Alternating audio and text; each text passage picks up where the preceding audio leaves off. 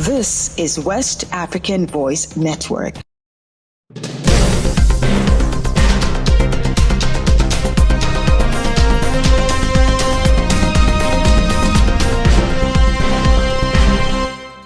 Hello and welcome to Newswave on West African Voice Network. I am Ismail Ramadan. We begin in Mali, where authorities strengthen security after attack on civilians. The Malian armed forces have intensified security operations following an attack on a civilian convoy between Gao and Asongo on February 9. Authorities are tracking Abao Mariama, the suspected leader of the group responsible. In response, farmers launched air and ground operations targeting key locations linked to the group. A suspected logistics vehicle was intercepted and security sweeps continue in the region. This operation is part of broader efforts to secure key routes and ensure the safety of civilians. Authorities remain committed to restoring stability in the affected areas. We head now to Ghana, where President Mahama urges immediate action to bridge $156 million USAID funding gap. President John Mahama has instructed Finance Minister Dr. Kasil Atu-Forson to urgently address the financial shortfall caused by the indefinite suspension of $156 million in USAID funding.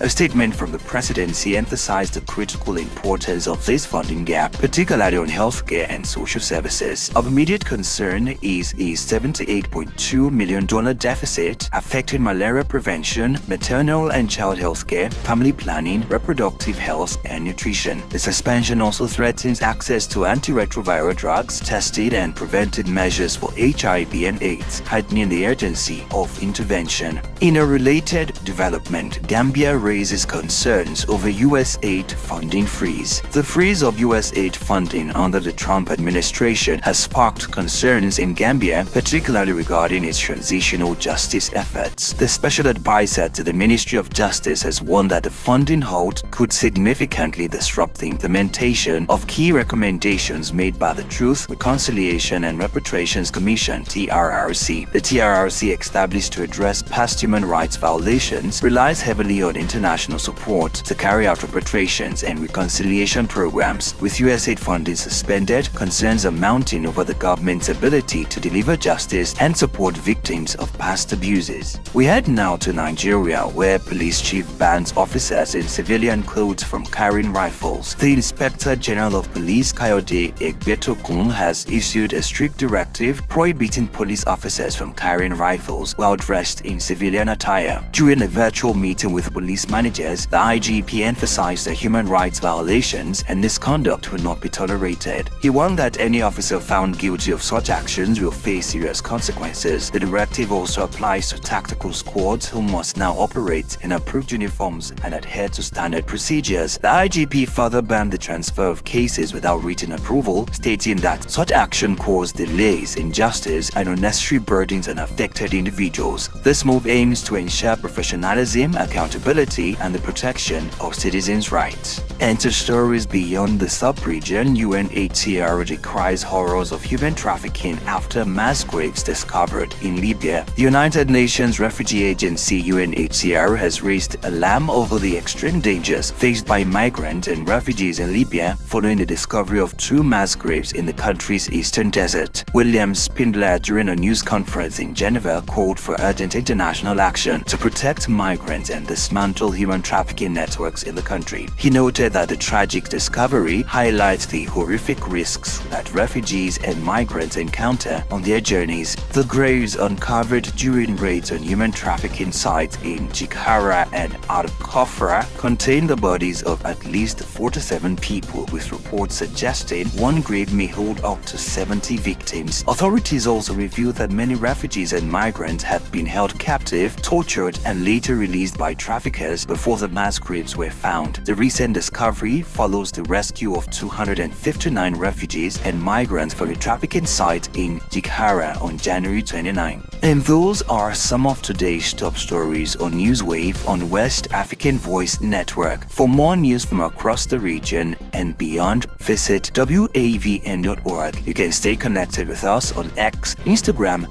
Facebook, and LinkedIn at WAVN News, and on TikTok and YouTube at West African Voice Network. I am Ismail Ramadan. Thank you for listening.